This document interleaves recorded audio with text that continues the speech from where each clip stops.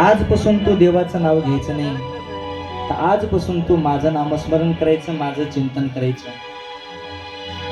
या जगाचा नायक, या ब्रह्मांडाचा नायक मी आहे. पण आजपासून तू भगवंताचं नामस्मरण करायचं नाही.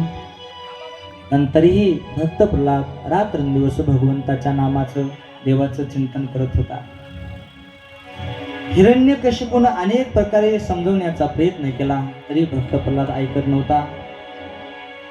मग हिरण्यकशिपूने भक्त प्रल्हादाला षंड अमर्क यांच्या शाळेमध्ये विद्या शिकण्याकरता टाकलं.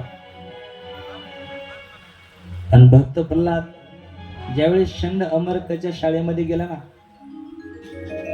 तर भक्त प्रल्हाद स्वतः तर तिथं भगवंताचं भजन बाबा करतच होता. आणि त्या शाळेमधले सर्व मुलं सुद्धा भक्त प्रल्हादानं बिघडून टाकली.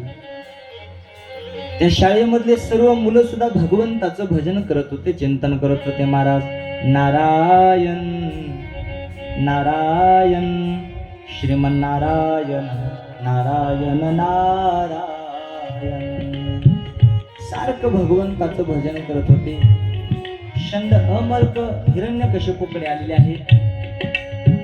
आणि हिरण्यकशिपूला षंड अमर्क म्हणतात, हे बघा, तुम्ही जो आमच्या शाळेमध्ये मुलगा आणून घातलेला आहे ना, तो मुलगा तो स्वतः भगवंताचं भजन करत आहे तो, पण शाळेतले सर्व मुलं सुद्धा त्याने बिघडून टाकले महाराज. आणि वेळ कमी असल्यामुळे पाहता पाहता आमच्या हिरण्यकशिपूला भक्त प्रल्हादाचा राग आला.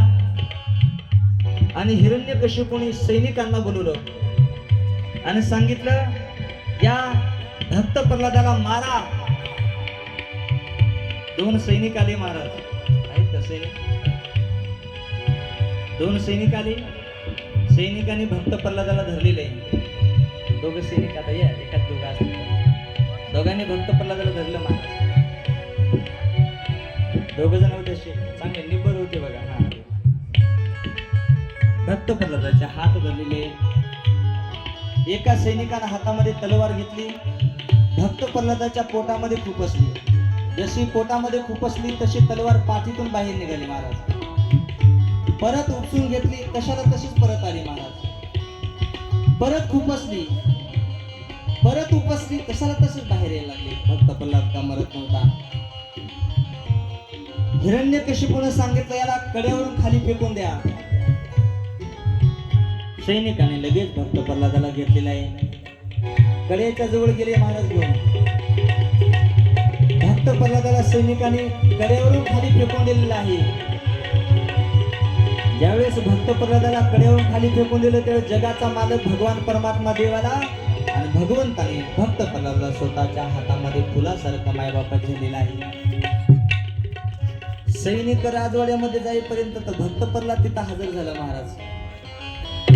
पुन्हा अनेक प्रकारे मारण्याचा प्रयत्न केलेला आहे महाराज. हातीच्या पायाखाली तोडण्याचा प्रयत्न केला, पण चित्त शुद्ध तरी शत्रू मित्र होती. व्याघ्रही न खाती सर्पतया. सापाच्या कारागृहामध्ये ठेवलं तरी भक्त प्रल्हाद मरत नव्हता महाराज. अनेक प्रकारचे मारण्याचेही प्रयत्नही केलेले आहेत. होलिकेने भक्त प्रल्हादाला जाळण्याचाही प्रयत्न केला, तिथे भक्त प्रल्हाद मरत नव्हता, मेला नाही महाराज. उकळत्या तेलामध्ये ठेवलं तरी भक्त प्रल्हादाला काही झालेलं नाही. अनेक प्रकारचे प्रयत्न केले हिरण्यकशिपूने प्रल्हादाला मारण्याकरता, तरी भक्त प्रल्हाद मरत नव्हता. एके दिवशी हिरण्यकशिपूला भरपूर राग आला आणि हिरण्यकशिपूने भक्त प्रल्हादाला विचारलं, सांग, तुझा जगाचा मालक भगवान परमात्मा देव कुठे? भक्त प्रल्हादानं सांगितलं, विठ्ठल जळी स्थळी भरला, विता ठाव नाही उरला. आज म्या दृष्टीने पाहिला विठ्ठलची विठ्ठल. बाबा, माझा जगाचा मालक भगवान परमात्मा देव या जगातल्या, या विश्वातल्या कणाकणामध्ये. मग हिरण्यकशिपूने विचारलं, सांग, तुझा देव भगवान परमात्मा या महालामध्ये आहे का? असा हात वरी करून विचारलं. हिरण्यकशिपूने असा हात वरी करून विचारलं, सांग, तुझा देव या महालामध्ये आहे का? हा बाबा, माझा देव या महालामध्ये. हात केला महाराज. अगोदर नाही मारला, नुसतं विचारलं. सांग. हा थांबा थांबा थांबा थांबा. हा बाबा, माझा देव सुद्धा या खांबामध्ये आहे. हिरण्यकशिपूला राग आला.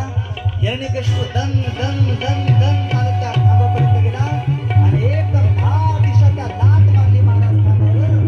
असं एकदम लाट मारली, एकदम गुर गुर गुर असा आवाज यायला लागला. एकदम धूळ उडायला लागली. वारं वादळ सुटलं महाराज आणि एकदम आमचे नरसिंह भगवान परमात्मा त्या ठिकाणी प्रगट झाले. बोलिये नरसिंह भगवान की जय. आणि पाहता पाहता दोघांचं लगेच त्या ठिकाणी गदा युद्ध सुरू झालं महाराज.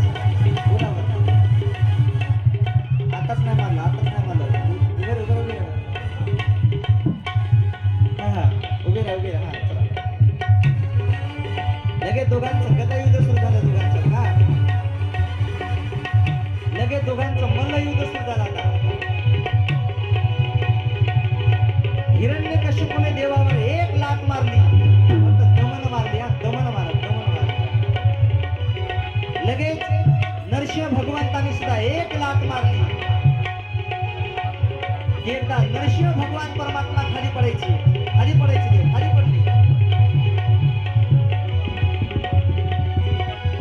ते लगेच हिरण्यकशिपू उठून उभा राहिली.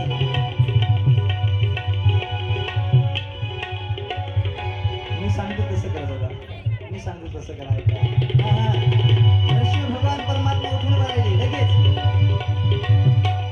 लगेच दोघांचं मल्ल युद्ध सुरू झालं महाराजांना. अशा हाताला हात धरले एकमेकाच्या. शेगडे बघा, अशा हाताला हात धरले, असे एकमेकाला असे दम दम ढकला लागले बघा. असं जोरात ना. हा, आता नरसिंह भगवंताने एक लाट मारली, दमन मारली. ते हिरण्यकशिपू खाली पडला. लगेच हिरण्यकशिपू उठून उभा राहिला. लगेच धावून आला देवाला मारायला. लगेच देवाला एक लाट मारली. लगेच देव खाली पडले महाराज. खाली पडले देव. दमन. पाहता पाहता भगवान परमात्मा उठलेले. दोघांचं परत मल्लयुद्ध सुरू झालं. आता देव म्हणले जाऊ द्या जाऊ द्या म्हणून जरा जास्तच नजरे लावला का. लगेच भगवंतानी हिरण्यकशिपूला एक लाट मारली की हिरण्यकशिपू मूर्छित अवस्थेत खाली पडला. जसा मूर्छित अवस्थेत खाली पडला तसे नरसिंह भगवंताने हिरण्यकशिपूला उचललं महाराज. हा, उचललं खाली. आता पडला ते खाली पडलाय. आता मूर्छित अवस्थेत, मूर्छित अवस्थेत खाली पडला. एखादी खुर्ची आहे का महाराज? खुर्ची खुर्ची